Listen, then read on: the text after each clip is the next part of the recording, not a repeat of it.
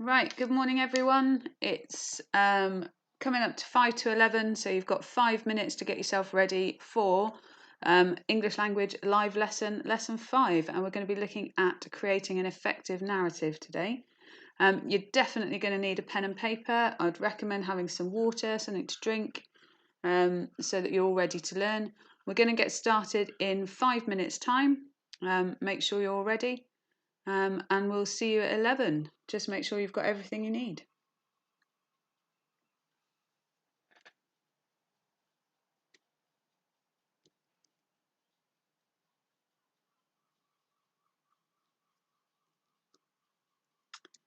I just want to thank those of you who have done the feedback forms for me. They're really useful to know what you think about the content of the lesson and things that you want in the future.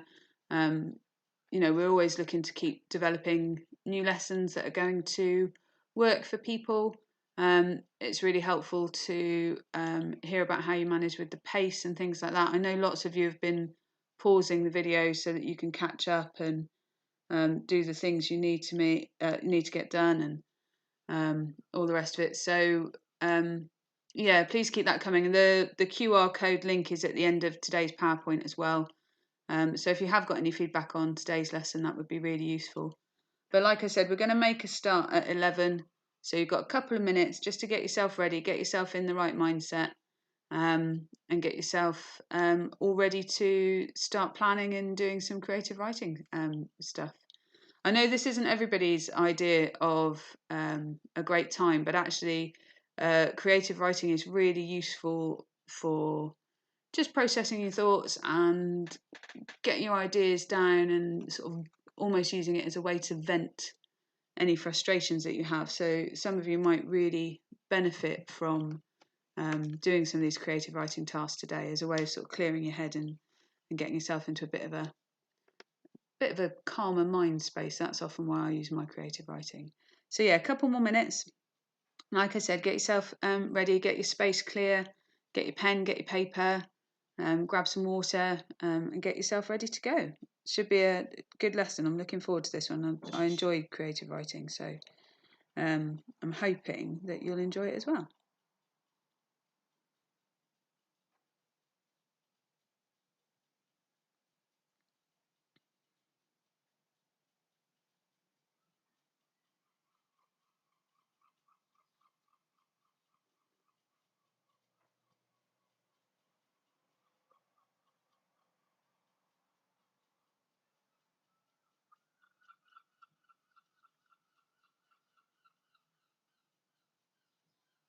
I'm going to apologise now if the seagulls are putting anybody off. They are so loud outside my house at the moment.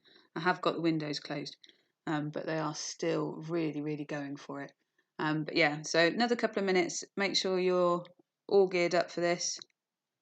Make sure you're ready. Make sure you've got your pen. Make sure you've got your drink. And we'll be starting in a couple of minutes.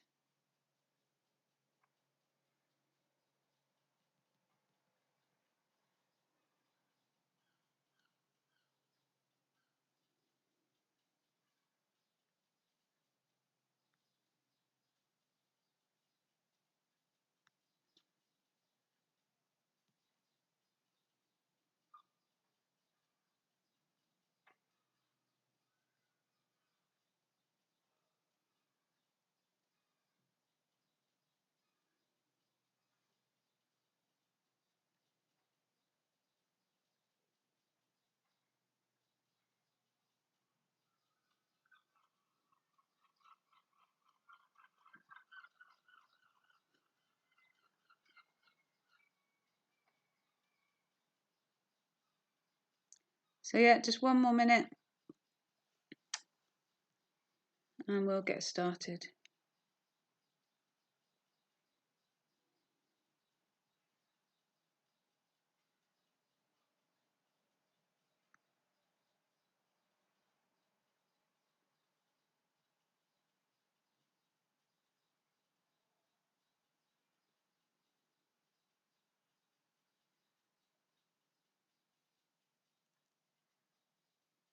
Right, so we've got another minute. I've got my timer set up. I know that I'd say that every time, but I'm really hoping this one will run in on time. Although, you know, it might not. You know what English teachers are like once we start yapping. We're going to be focusing today on getting you to produce an effective narrative. We're just going to go through some of the techniques and skills you can use. Hopefully that's me clearing my space. That big thud there is just me just moving the pile of paperwork I've got on my desk, so I've actually got a space to work. So make sure you're ready, make sure you've got your space. I've got my tea, I've got my pen, I've got some paper, I've got my notes, and we are all ready to go. So my clock has just said it's 11 o'clock, so we're going to make a start. Good morning, everyone, and welcome to Lesson 5 of the Pearson English Language Live Lesson Series. And today we're focusing on creating an effective narrative. So for those of you who are new to today, so trying this one for the first time, my name is Rebecca White. I'm hosting the session today. I'm head of English. I've been teaching for over 15 years and worked as an examiner for GCSE. And so part of what I'm doing today is to try and help you develop your narrative writing skills. And it doesn't matter which exam board you're on, you'll have to do some sort of narrative, whether it's a narrative about an experience you've had yourself or a piece of creative story writing. But you will have to produce a narrative. And so this is a really useful skill, regardless of the exam board. For today's session, all you need is a pen and some paper. You might find it helpful to have a dictionary to hand, if that's something you find useful. But that's what you're going to really need for today's lesson. As always, I need to do a reminder about the community rules. This is just to let you know that we take safeguarding really seriously, and we will take actions if needed. We haven't had to, and I doubt whether we will today, but just so that you know that that's there. So the lesson today, as always, we're going to break it down into 5 key elements in terms of creating an effective narrative. So we're looking at knowing your limits within the sort of the tight frame of the exam. We're going to look at planning a narrative, because I think planning is something that isn't necessarily a natural skill. A lot of creative writers will say that they sort of start writing and the plan sort of morphs out of things. And I think under exam conditions, planning always feels a bit like a waste of time, but I'm hoping to try and give you some strategies to show that you can make it really quick, but also it can make it really useful, and just show how essential it is. The third thing we're going to look at is playing with the start, so developing the start of your stories so that they pack the best punch, really. We're going to look at ways to develop the story and sort of build up the drama within, and then we're going to focus on the endings, because that's a really critical part of your story, is to make sure that it sort of rounds off nicely, and that you've got this complete narrative by the time you've finished. So how this works, any sentence written in blue indicates an activity for you to do now within the lesson, and I'll give sort of 30 seconds or a minute for you to do those tasks. However, if you need more time, please feel free to hit pause so that you can take the time that you need to get your ideas down. Any task written in purple is designed to be more of an extension task, and there's quite a few of them in today's lesson, because obviously narrative writing is something that does take a longer period of time. They're a bit more challenging, ones you want to revisit, ones you want to do again. And like I said before we started, you know, creative writing and narrative writing is often a really good way to just process your thoughts and get your ideas out, and it's something that some of you might find really useful at this time. The key terms will be written in red, and there's a glossary at the end of the lesson so that you can keep those all together. And you've got all those glossaries from the 4 lessons that have already been launched as part of this series, and now you've got lesson 5 as well to add to it. So what we're going to start with is that blue task there, just 30 seconds. I want you to think really quickly, what do you think makes a good story, a good narrative? And remember, this isn't necessarily just like a fairy story or a novel. This can be, if a friend of you is telling a story about what they did on the weekend, what is it that makes it good? How do they tell it that makes it interesting? Okay, so 30 seconds, off you go.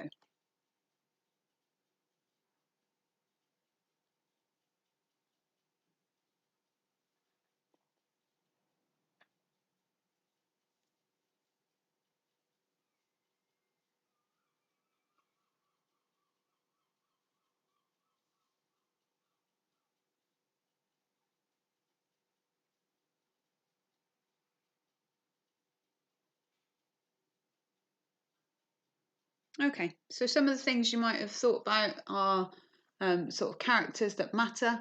You know, it's really difficult to read a book if you don't care about the characters. That the action that you kind of get immersed in the action, that the world is really well developed, that things are sort of semi-believable. And again, and I mean this even in, you know, even if you're reading a book about um, dragons and other fairy tale creatures that, you know, don't exist in our world, providing that the world that you're reading about sort of justifies their existence, if you like, and things happen in a logical way, then you believe that story and you can kind of immerse yourself in that world. And those are some of the things that matter to me. But you might have loads of other things that you're thinking about.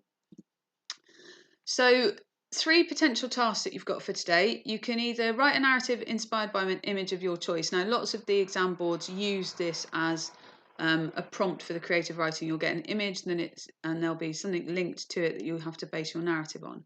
So that's actually a really useful task to do, and you can use Google Images or you know, places like Unsplash or Pixart or stuff like that to try and find images that are interesting, and just see what crops up. You know, you could set yourself a target of choosing the 10th image of, you know, if you put beach scene and say 10th image, you might find something that really works, or busy city or something like that. You can then use that as your inspiration.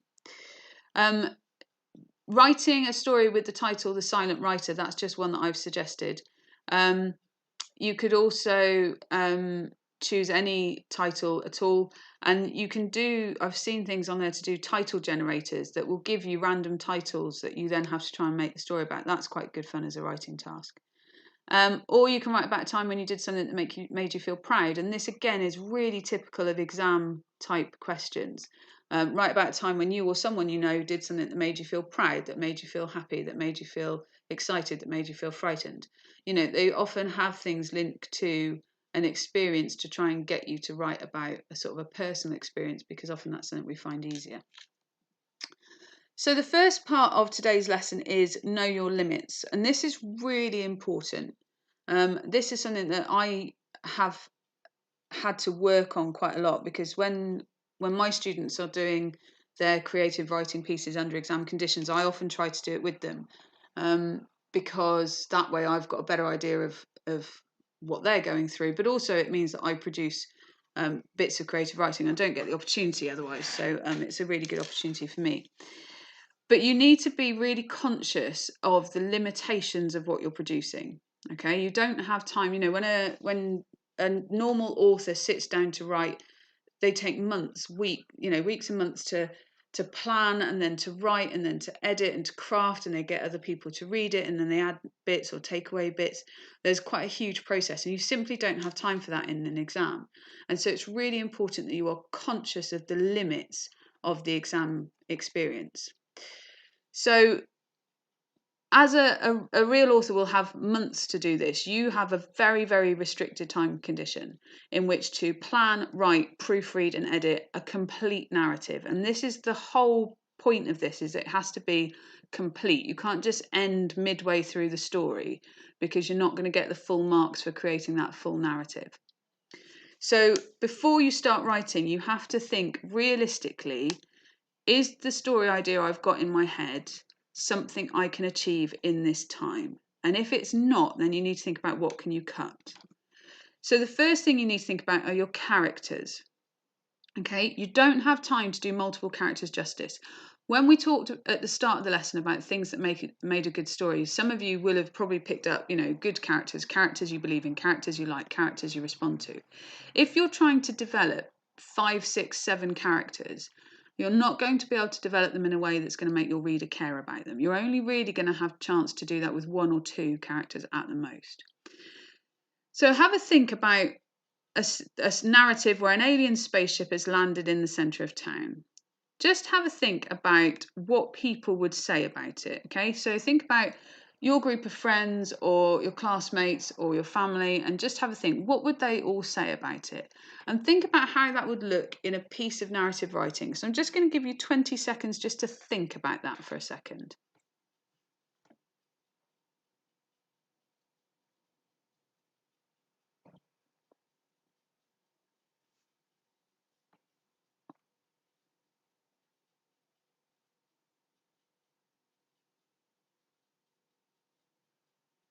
Okay. Now, if you've got 5 or 6 people, I'm there thinking about what my mum might have to say about it. I'm thinking about what my colleagues might have to say about it. I think about what my best friends have got to say about it. If this was a piece of narrative, what I would have is probably a list of 10 different people speaking, saying things, but there would be no real thread, no chance to build up anything. And I would use a lot of words. Now, obviously, with loads of characters, it would take so much time for me to express all their opinions that I wouldn't actually ever get to the meat of the story. I would never get to the action of the story. And so you can see, if you're doing this sort of alien spaceship story, you probably only want you and one other person, or even just yourself, or your main character looking at it, because then you can develop it and we can get a feel for it. Whereas if you're trying to do multiple characters, it's just not going to work. The same thing happens with the time scale of your piece, okay?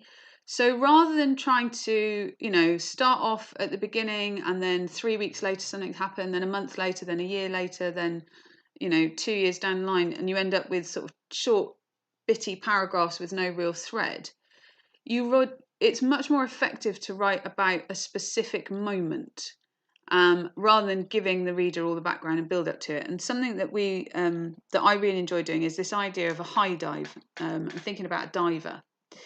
And so if you put yourself in the position of that diver about to jump into the water, really build up that moment, the moment that you're stood on the edge of the platform, looking down onto the water, going through the dive in your head, taking a breath and leaping. And that being your narrative, because you've got time then to build all that up, rather than, I started diving when I was 12. I spend 3 hours every day in the gym or in the pool. I eat this for breakfast. I do this. I do. By the time you've expanded all that, the real drama of the moment, leaping off the board in a competition, is so far down the line that you've lost the reader already. But starting on the edge of the platform, right in the middle of the action, that's a much more effective way to hook your reader in. And exactly the same with the timescale. You also need to limit the number of events within your story. You don't have time to cover multiple events with enough detail to make them compelling. So like with the dive, in competitive diving, most divers do 3 dives.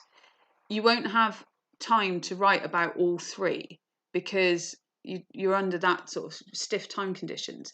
So you might want to think about writing about the last one or the first one, and you could think, if you did it as the first one, your final line then is going to be 2 more to go. That sort of finishes it and pulls you out the story and lets you know what's going to happen. Or if you're doing the final dive, you've got, the final dive, and then your last line is going to be something like, I'd done everything I could, now I just had to wait. And then you kind of finishing and waiting for the score, and that's kind of a completion in and of itself. So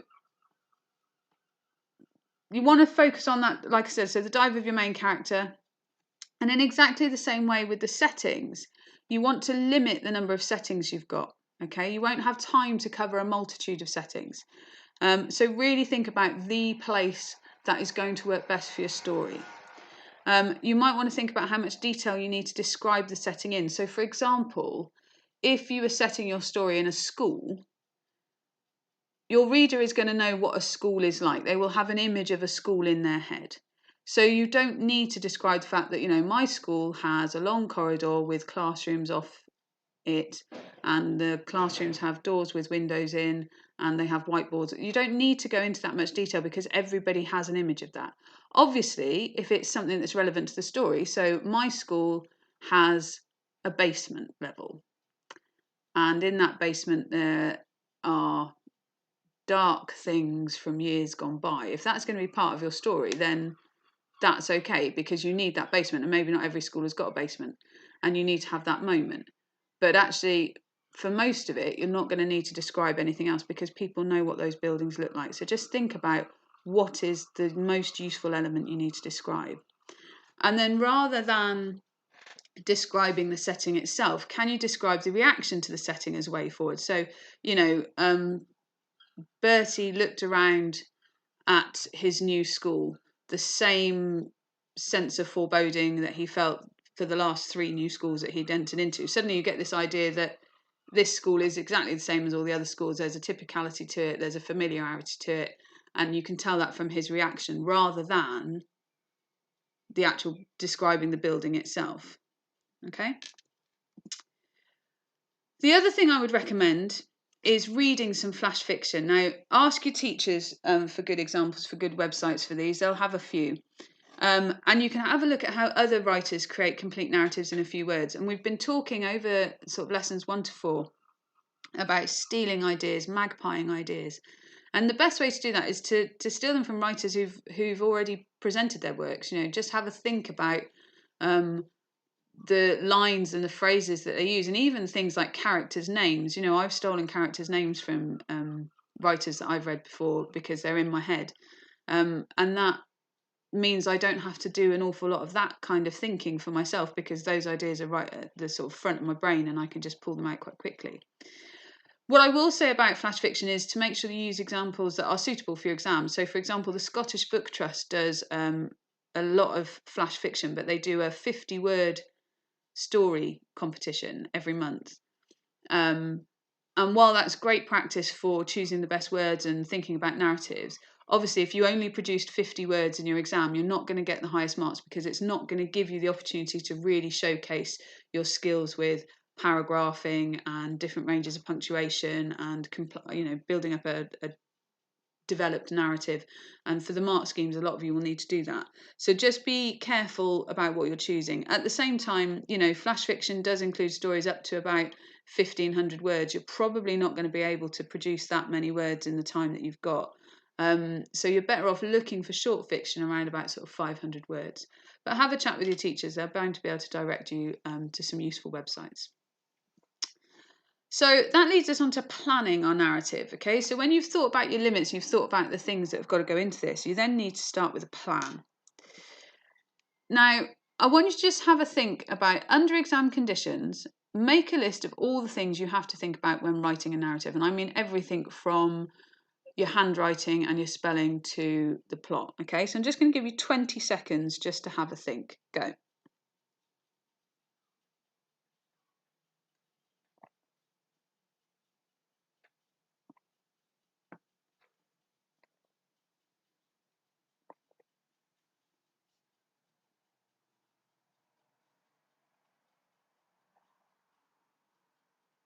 Okay, so you might have thought about, like I said, the plot, your handwriting, your spelling, your punctuation, your grammar, the tense it's written in, your characters, your paragraphing, the setting that you're going to write about, where the action's going to be, whether your vocabulary is going to be adventurous enough. So there's absolutely loads of things you need to think about. And so if you've got all that going in your brain and you don't have a plan for where your story is going, you're going to make it a lot more difficult for yourself. And so if you have a plan, something you can follow, it's much easier. It's a bit like having a map to your destination. You could just start walking and hope for the best, but actually if you've got a map, it's going to make it a lot easier and a lot quicker. So make sure you've got a plan. So what I would suggest in your planning is you can think about planning for plot. Okay, you have to write a complete narrative. And that means you need to know how your story is going to end. And I think this is something that my students have struggled with, and I've struggled with it. I've got an idea for how I want a story to start, but I've got no idea for where it's going to end, what's going to happen at the end. And actually that means that I get to sort of the middle of the story, I look up, I've only got 5 minutes left to write, and you end up rushing towards an ending that either doesn't make sense or is weaker than the rest of the story, because you can feel that it's rushed. And so when you plan, you should sketch out a start, a middle and an end of your piece. You should have an idea for where your ending is going. So the Meadow Lane story that I used in lesson 3 is one that I wrote for the Wildlife Trust. They were doing a competition, like a story competition, and it was about any conservation issue. And for me, I was thinking about saving the bees, and it had to be some sort of inspirational story, something that was going to get people into conservation. So you can see here at the start, I've done my summary, okay, of what I wanted my story to be. And that just helps to keep me focused. As you can tell by the way I ramble on when I'm talking to you, I do tend to go off on tangents quite a lot. And so having that focus at the top really helps me.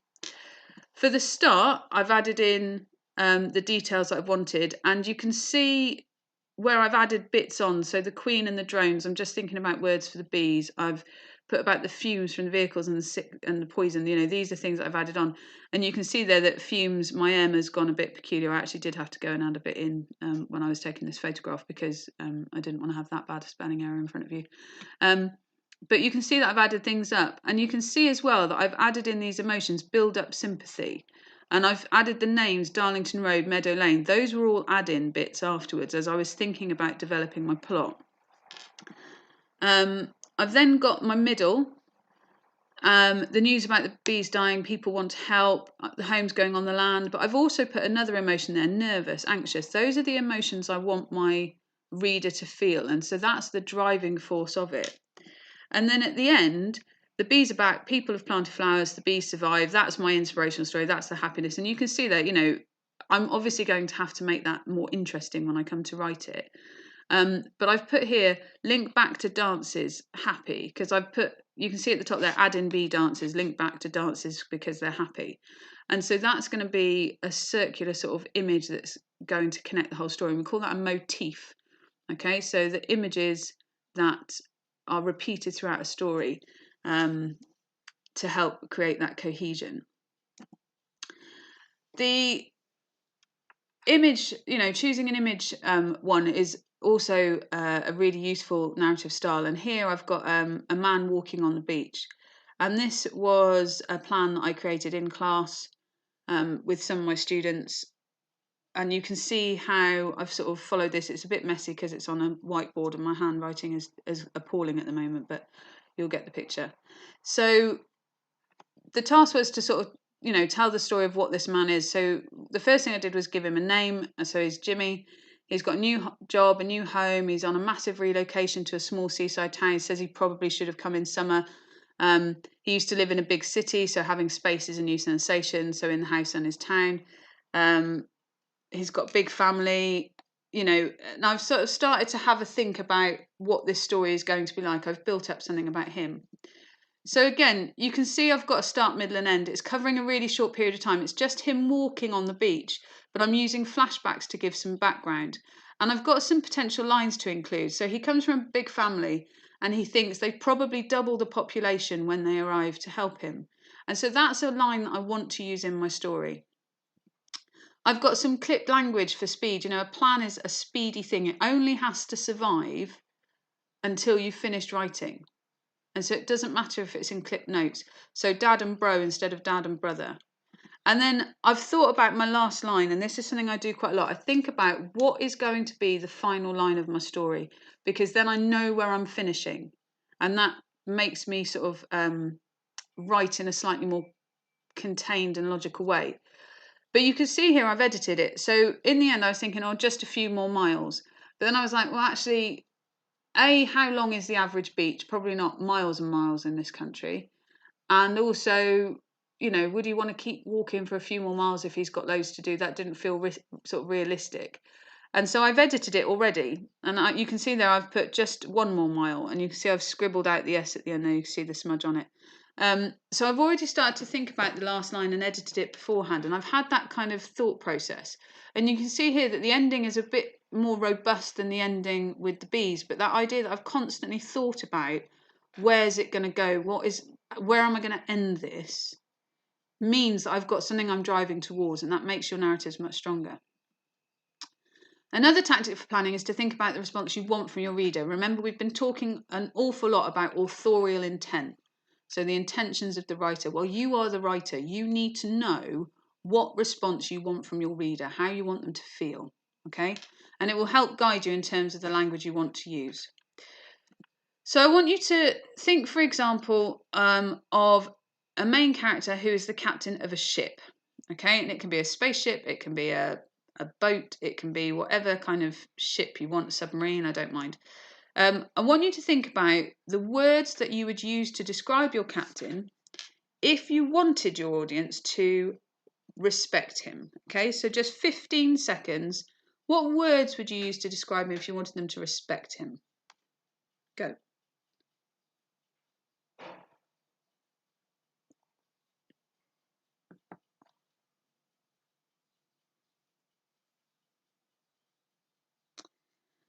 What about if you wanted them to see him as a bully?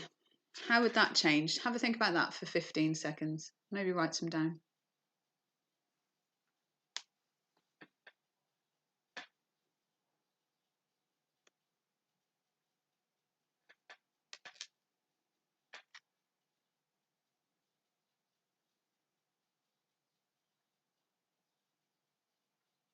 And then lastly, what if they wanted to see him as incompetent, useless, no good at his job? What words would you use then? So just 15 seconds to have a think there.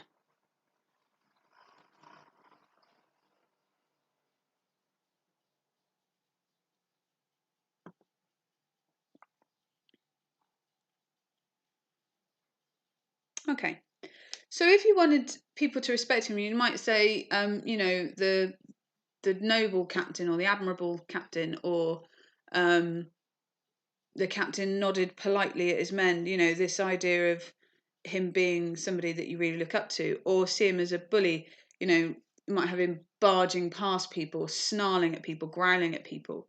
If you want to see him as incompetent, he might bumble, or you might show him to be clumsy or something like that you're trying to show. But you're starting to think about the words and the reactions that you want from your reader as part of your planning. The editing process is really crucial for writing under exam conditions, and that can be applied to your plan as well. So when you look at the ideas you have, you might think some of them are irrelevant or they don't connect so well to the rest of the story. Feel free to cut them out, okay? Or think about, have you included something that will take too much time to explain? Can you get rid of it? And this is particularly relevant, if you've created a new world that operates in a different way to ours, if you're going to have to spend too long explaining how the breathing system works on your planet, do you really need that information, or can you make it much quicker? So with oxygen provided by the new OU machine, people breathe just as they had on Earth and keep walking. Can you do that, or is it going to take too long to explain? Your planning should also focus on the big decisions you need to make, okay? And one of those decisions you need to make is the narrative voice. So this is the perspective the narrative is told from. Now, the two main narrative voices that used in fiction are either a first-person narrative, where it's told from the perspective using I. So I walked into the office, I walked into the ship, so using that, or a third-person narrative, where it's told from a perspective that doesn't belong to a character in the story. So usually he, she, or they. So the captain walked on board the ship. He gave the orders. He looked at his vice captain. She said blah blah blah. Those pronouns become sort of that part of that third person narrative. The other thing you need to decide is which tense are you going to write this in. So that's the time frame the narrative is set in. And that's usually indicated by the grammatical items such as verbs. So either I walk or I walked. So past tense, present tense. So past tense, I walked. Present tense, I walk, or I am walking. What I will say is if you accidentally mix your tenses, this can cost you serious marks. Obviously, using flashbacks and then coming forwards into the present, that's a deliberate use and you're using it for effect. That's different. But, starting off with, I walked over to the haunted house. I looked in the window. I see a man. Well, that is suddenly thrown into the present tense, and that's not right. You would need I saw a man, and so you have to keep it in that same tense in order to make sure you're hitting the higher marks. And so that's something to really check when you do proofreading. When you're planning a narrative, you might also want to ask yourself some questions. So think about these ones. What effect do I want my narrative to have on the reader? Are you aiming for an emotional response? Do you want them to cry? Do you want them to laugh? Do you want them to feel frightened? Think about the voice or the tense you're going to use. Think about the settings, the scenes, or the scenarios that are going to help you achieve those goals. Think about the most important and significant elements, and think about how it's going to end. Okay, and like I said, that's what you really want to be thinking of, because that's going to drive your story forwards. It's really important that you practice planning. And I know that that sounds ridiculous, but actually getting yourself a series of images, setting yourself up for a timer for 3 minutes, doing a load of short plans is really important to get you into the mindset. So try and develop a strategy that works for you. I am very much a start, middle, end, 3 bullet points, and then I add information around them. You saw that on my bees one. Or I sort of sketch out the whole narrative in sort of a stream of consciousness, like I did with Jimmy's story. But those work for me. You need to think about what works for you. You might want to use a writing prompts website to give you some inspiration. There are so many out there that you can have a look at. And again, maybe talk to your teachers about suggesting the best ones.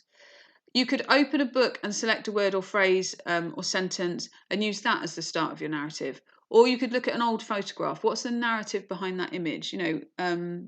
See what you've got lying around your house. You'll probably find one from years ago and you'll think, oh, right, okay, what was going on in that story? How can I tell that story? So I had to go at the second one, the open a book and select a word or phrase. And I've got lots of books around me, typical English teacher, but I just opened one, and this is from Smart by Kim Slater. So it's a young adult crime drama piece. And the line that I had was Jean pointed to the rags. That was the line that I had. So I had to think about the opening line, okay? I assume you know how to clean furniture properly. Why is someone pointing to rags? Well, makes me think about a cleaner. And that's instantly sort of setting my story sort of in a Victorian time when you've got servants in the house sort of cleaning and all the rest of it. So, and I want to exaggerate that last word, that properly, because I want to set up this character as somebody who's really sneering. So, and the servant that's going to be my focus of my story is always talked down to. She's always sneered at. She's new, she's young. People are kind of used to treating her quite badly, so I've got that there. But she spends the day cleaning. She's listening to the gossip, and I had this idea for a line, again thinking about the line that's going to be in my story. So everyone ignores the person with rags in their hands, especially if that person is a girl. Well, that's a line I want to put in there somewhere. And then at the ending, the housekeeper's looking down. I suppose it'll do. And the girl is struggling not to smile because she knows the safe will be hers. So she's heard some gossip about the safe and she knows the safe is going to be hers. So we've got this idea now that my little twist in the tale is going to be that this servant is a thief. Now, I don't have to think about when the girl is going to steal the contents of the safe. How long is she going to wait until she makes her move? Has she done this before? I don't have to think about those things because I'm only writing a very short piece of narrative. I don't have time to develop all those questions. But what I do have is a very, very tight narrative that I can focus on. The other thing I would suggest when you're planning is don't get stuck on names. And if you're practicing your planning, this is really useful. Sometimes names can be crucially important. They can give a hint about the character, but in most cases it doesn't really matter. And so I'd recommend that you have a set of names in your head that you use. So when you're planning, think about your characters. Who are they? What are they like? What motivates them? Think about the location. How much detail is needed? Think about the emotions. How do you want the reader to feel? Where is your story going to start? What's the big action or complication?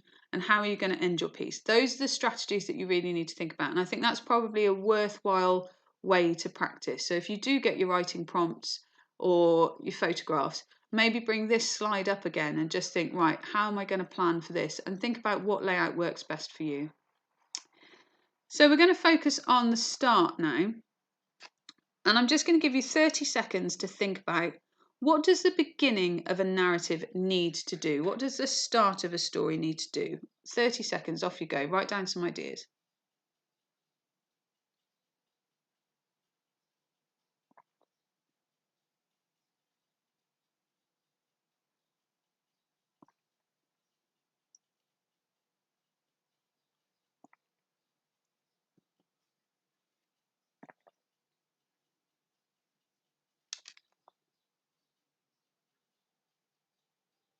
Okay.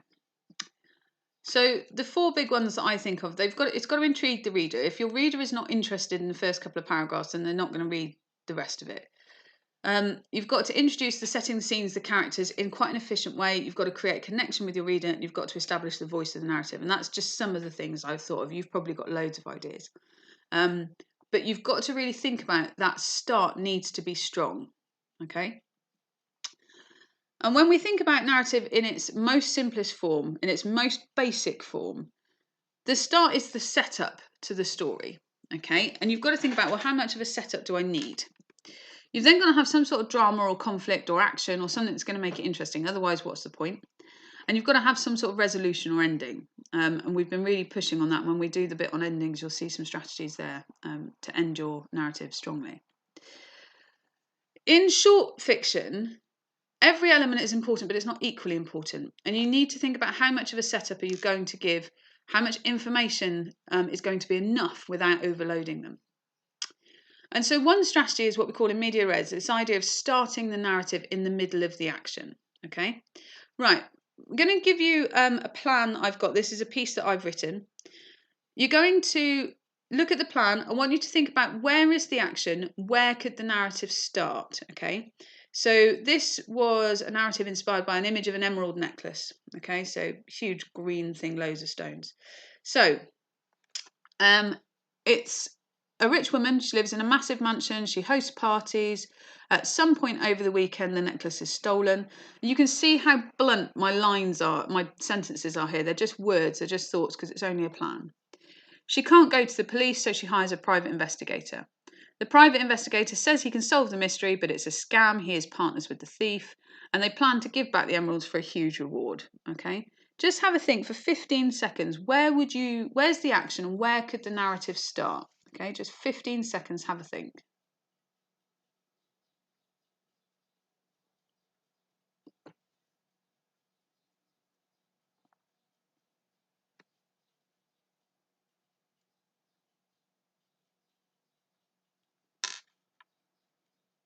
Okay, so I started it here. This is my opening. So I have actually written this piece. I want you to think about what information are you given about the situation in this opening. Okay, so I'm going to read it, and as I'm reading, I just want you to think about the information you're given. You've just got to find them, Mr. Denning. They are utterly irreplaceable. I will pay you handsomely if you recover them. Lady Donnington's eyes were impossibly wide as she implored her hired detective to find the emeralds that had been in her family for almost a century. They'd already negotiated the huge fee, but he was hoping to get a bonus. Okay? So implored there means sort of begged, pleaded, and this is another thing. If you're doing your planning and you're practicing, it will give you the opportunity to play around with some nice high level vocabulary that you can then use in the real thing. So just think about what information's been given there. So for me, I wanted to create a sense of urgency. You've just got to find them. Okay, it builds up this idea they're really important. The name of the character, Lady Donnington, tells you everything you need to know. She's clearly wealthy. She's clearly from established money.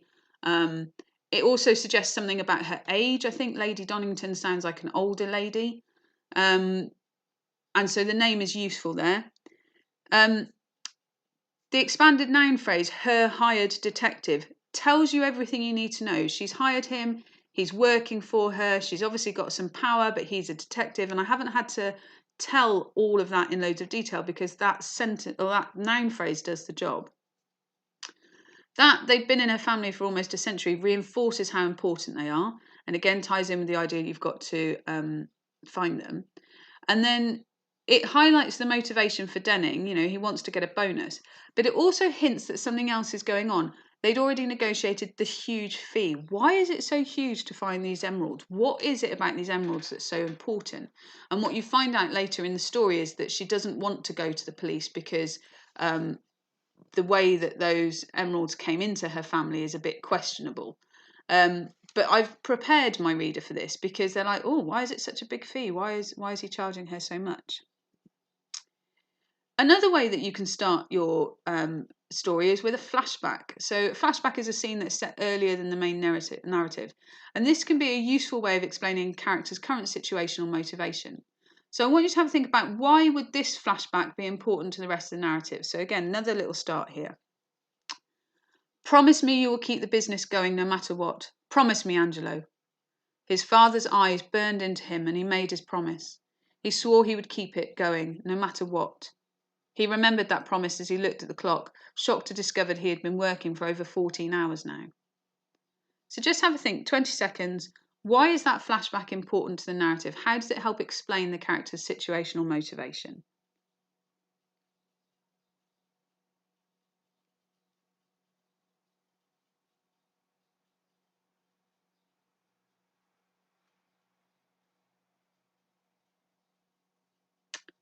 So hopefully what you've picked up there is this idea that, Angelo is working long hours. He's working for 14 hours.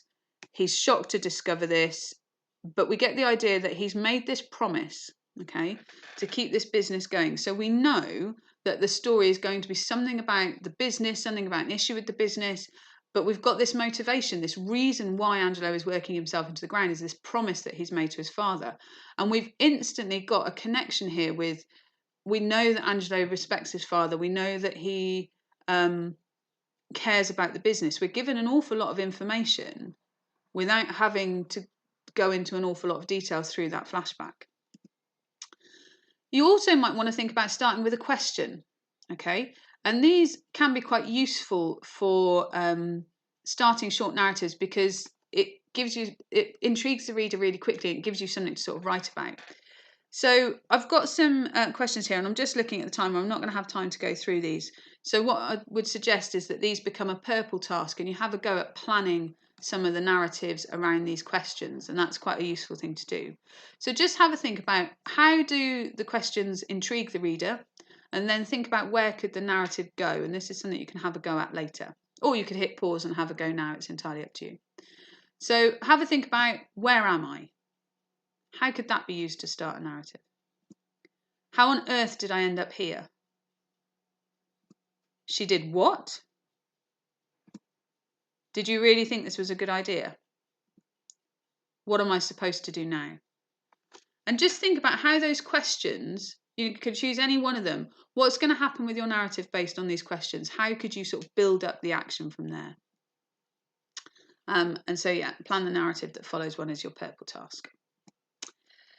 So when we get on to developing the narrative and thinking about the story, you might want to think about taking some shortcuts, okay? So in short narratives, every word counts, and this is why vocabulary is so important when you're writing, and this is why reading is so important, because you'll come across words that you wouldn't use in everyday conversation that you can then steal a magpie for later. And you might want to think about words with specific connotations that can help you convey meaning efficiently. So in my Lady Donington story, there's a scene where Denning is standing in Lady Donington's home, okay? And the sentence is, Donington House was old money and every floorboard reeked of it. Now, I just want you to think about, what does the word reeked suggest about Denning's attitude towards her home and her? Think about the connotations of the word reek, okay?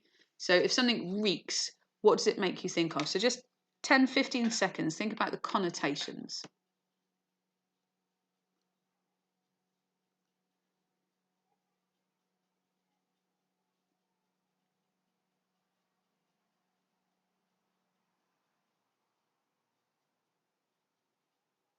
Okay. Now, obviously, reeked is quite negative. It suggests a stench, something horrible. And so this idea that Denning thinks the floorboards reek of money suggests that he doesn't like Lady Donington, that he doesn't particularly admire her, that there's a negative emotion there.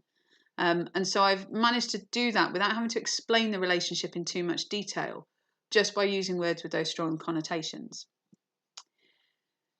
When you're writing your narrative, the other thing you need to think about when you're developing your narrative is that the action is logical, and planning is absolutely vital for this. Now, I'm going to give you 3 examples here, and these are all real examples from exam papers that I've marked, GCSE exam papers that I've marked. These are real examples from students, and I just want you to think about, what are the issues with these narratives, okay? And I'm going to give you about 20 seconds with each one. Just so you can have a think about what the problem is. So in the first story, a character drove his car off the road and into a ditch, And then the action said 4 weeks later, he decides to leave the car to try and find some help.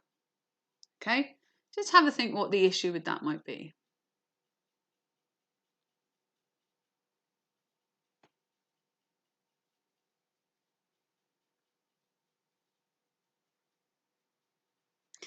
Now, hopefully you've figured out the idea that if someone had crashed their car, they're not going to sit in their car for 4 weeks before they get out and walk to try and find somebody.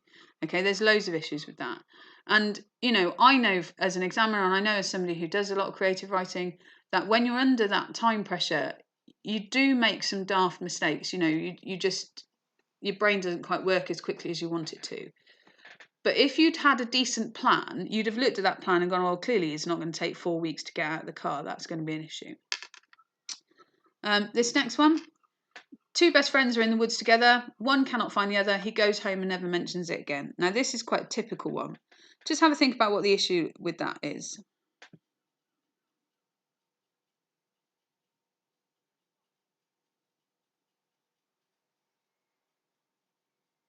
Okay. Now, I don't know about you, but if my best friend was missing, I wouldn't just sort of walk away without it being a big deal. And particularly if I was the person in the woods with them, I would be searching for them, I would be worrying about them, I would be thinking about it all the time. And this is a narrative device. Lots of people use this one, but because it's too big a story, they get to the end and like, I didn't know where he was, so I just went home and never mentioned it again. Like, that would be a satisfying narrative, and I just think nobody would really do that. So it doesn't make a logical action.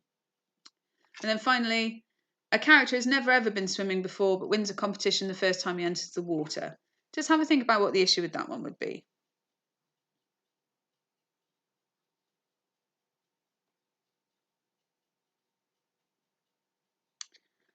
Okay, now obviously we all know that swimming is a skill that we're not, necessarily born with. It's something that does take a bit of training. And the idea of someone just getting into the water and being able to win an Olympic level competition and stuff like that just isn't really realistic. See, that's my timer. I'm miles out. Oh well, we'll just keep going. So there's a real problem with that narrative there. It's just not believable, and actually that will throw your reader out of the story. It has to have something logical. You can't, if you're reading something and a character does something that's really out of character, or something happens that's just weird, you're thrown out of that world of the narrative, and suddenly you're not as engaged with it as you used to be. And that's a real problem for exam scripts. And this is why planning is so crucial. You also, if you've got a character that you've got a set of behaviours for, you need to think about if they're going to change or if they're going to sustain that behaviour, you need decent explanations. So just have a think about a character who never exercises, eats loads of junk food, does nothing all day except television. Why would they suddenly decide to change that behaviour? Just have a think for 30 seconds. Give them a reason for change.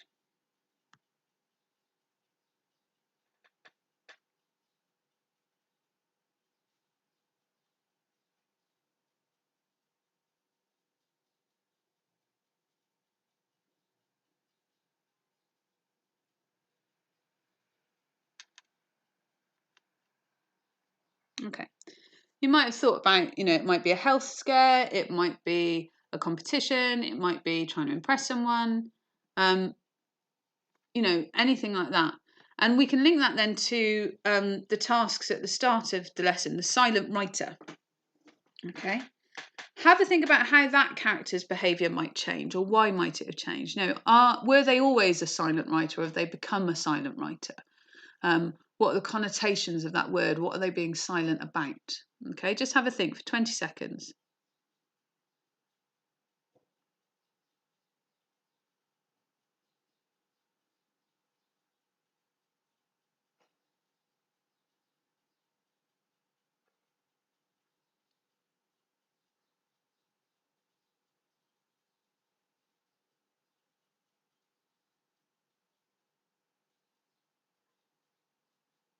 Okay, so thinking about the motivation of your character can help you add some really interesting details into the development of your narrative. So it's really worthwhile thinking about. When you construct the narrative, you need to think about cohesion, and we looked at this in lesson 4. And this is the use of the language and grammar devices that hold the text together. And you need to think about ways of moving the plot forward, but still maintaining a sense of cohesion, still keeping things together, sort of stuck together. And one way to do this is through the use of motifs. And we talked about that with the bees plan, where the bees dancing was going to be the image that kept cropping up. So a motif is a dominant or recurring image within the narrative, or within a piece of artwork. You often find motifs in people's artwork as well. So think about the story with the title The Silent Writer.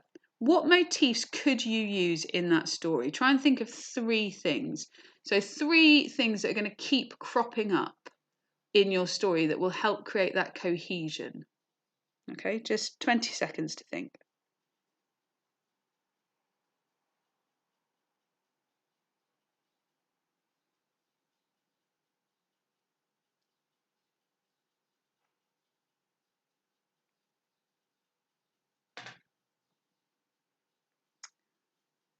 Okay, so for me, when I think about this one, I think about somebody typing up their story. And for me, the reason he's become a silent writer is he's moved from an old-fashioned typewriter, which made loads of noise with the sort of the clunking keys, to a new computer which is now silent. That's the plan that I've got for this story. And so his fingers hitting the keys is going to be the motif that keeps cropping up. And that idea of it takes quite a lot of strength to use a typewriter, and maybe this is a writer who's getting older and his fingers can no longer move in that way, and there's sort of a sadness that he's not going to be able to write anymore, but then somebody buys him a computer that's sort of a really delicate touch type and he discovers that he can write, and in fact he can write quicker. And so that's going to be the image, but it's going to be his fingers hitting the keys and his strength in those fingers, and the sort of waning strength, the sort of slowly, as he loses that strength. That's going to be my motif that keeps me going through that. But you've obviously might have some other ideas. Now we're on to the ending, and the ending is the most critical bit. This is the bit that your reader is going to walk away with. That's the bit that's going to last. Okay. So just have a think about a film, a book, or a TV show that has a brilliant ending, okay? Just really think, what is it that made it such a memorable ending? What is it that made it such a good ending for you? Okay, just have a think for 20 seconds.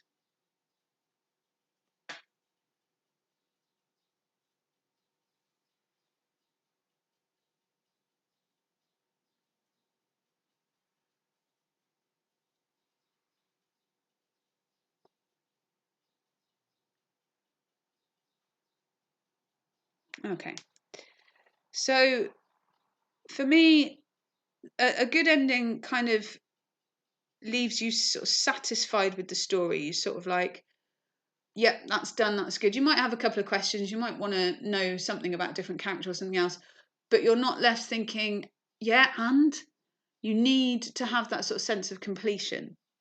You need to have that satisfaction, either the villain's been defeated, or the protagonist of your story achieves what they wanted to achieve, or you get the answer to a question that was asked at the beginning of the story that you're then like, oh right, okay, that's the reason why.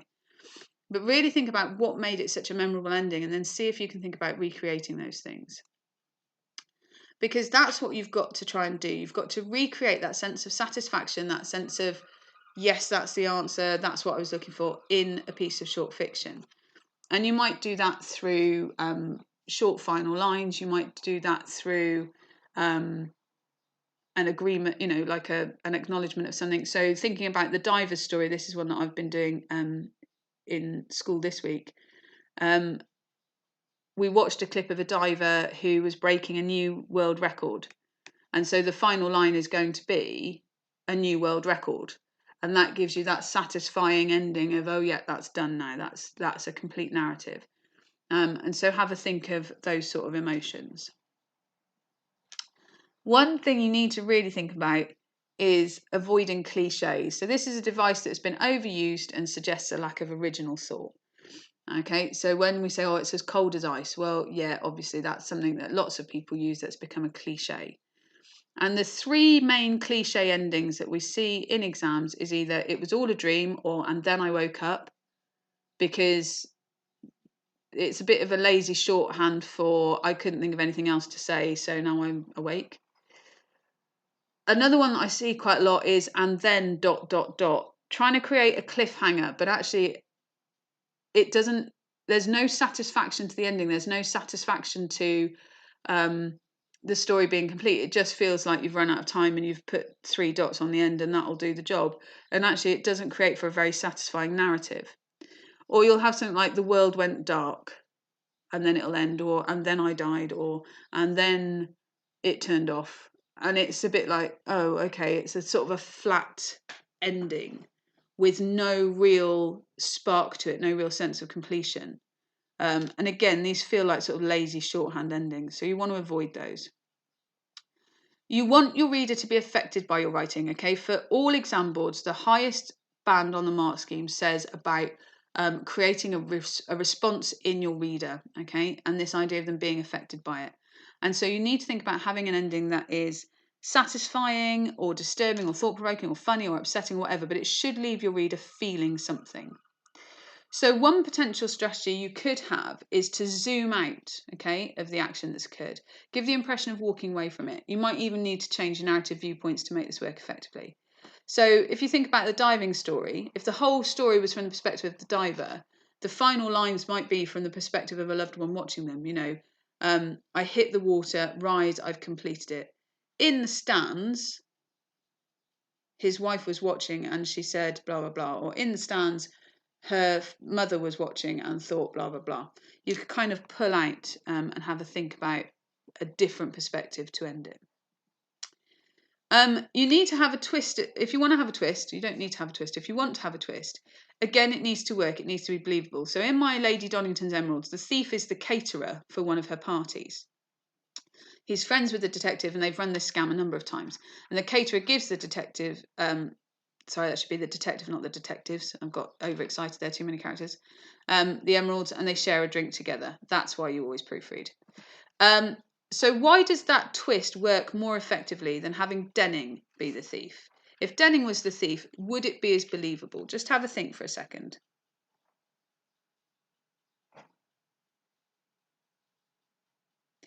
Now, the reason I didn't have Denning as the thief is because why would he be in Lady Donnington's house? Is he realistically going to be able to break in when they're having a party? You know, this house is probably going to have some sort of security. As people are going to be everywhere. He's not going to be able to sneak in, but the caterer, who is already there, could. And he's a caterer that's very popular with that group of people. And so that helps give more legitimacy to the fact this scam has been done a number of times. So in terms of review, really think about reading some flash fiction and practice regularly, both practice writing and planning. Be really aware of your limits, plan carefully under your exam conditions, think about your start, think about how to develop your narrative, and ensure you have a really strong ending. Even my snooze is gone, that's awful. So there's your glossary of key terms. There's 2 sheets of there today. There's sort of 13 key things that we went through.